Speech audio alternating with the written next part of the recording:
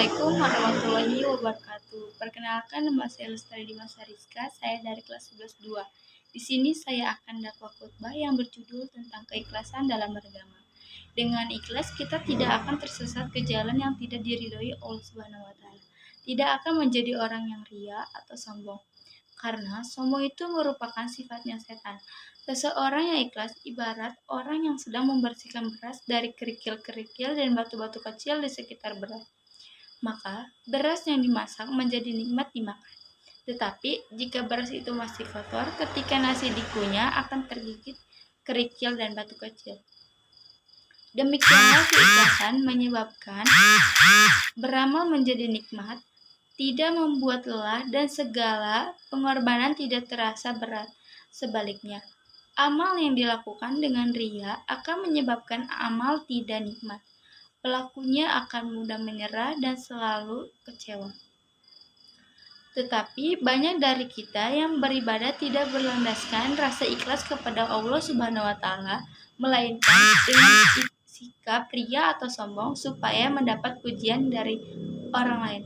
Hal inilah yang dapat menyebabkan ibadah kita tidak diterima oleh Allah Subhanahu wa taala.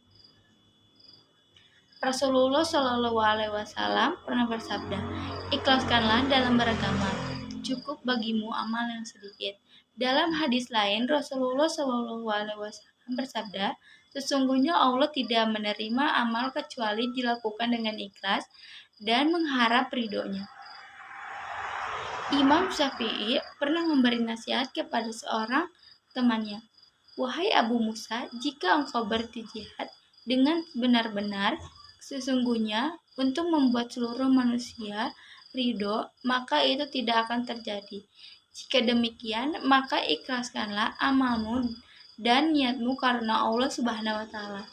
Karena itu, tak heran jika Ibnu Qayyim memberi perumpamaan seperti ini. Amal tanpa keikhlasan seperti musafir yang mengisi kantong dengan kerikil pasir, memberatkannya tapi tidak bermanfaat. Dalam kesempatan lain, ia juga berkata, "Jika ilmu bermanfaat tanpa amal, maka tidak mungkin Allah mencela para pendeta ahli kitab. Jika ilmu bermanfaat tanpa keikhlasan, maka tidak mungkin Allah Subhanahu wa taala mencela orang-orang munafik." Dari beberapa contoh hadis di atas menunjukkan bahwa ikhlas itu memang sangat penting bagi umat muslim dalam melaksanakan ibadah, karena tanpa rasa ikhlas dan hanya mengharap ridho dari Allah Subhanahu wa taala, ibadah kita tidak akan diterima olehnya. Cara agar kita dapat mencapai rasa ikhlas adalah dengan mengosongkan pikiran di saat kita sedang beribadat kepada Allah Subhanahu wa taala. Kita hanya perlu memikirkan Allah, salat untuk Allah, zikir untuk Allah, semua amal yang kita lakukan hanya untuk Allah Subhanahu wa taala. Lupakan semua urusan duniawi. Kita hanya tertuju pada Allah, jangan memunculkan rasa ria atau sombong di dalam diri kita, karena kita tidak berdaya di hadapan Allah Subhanahu wa taala.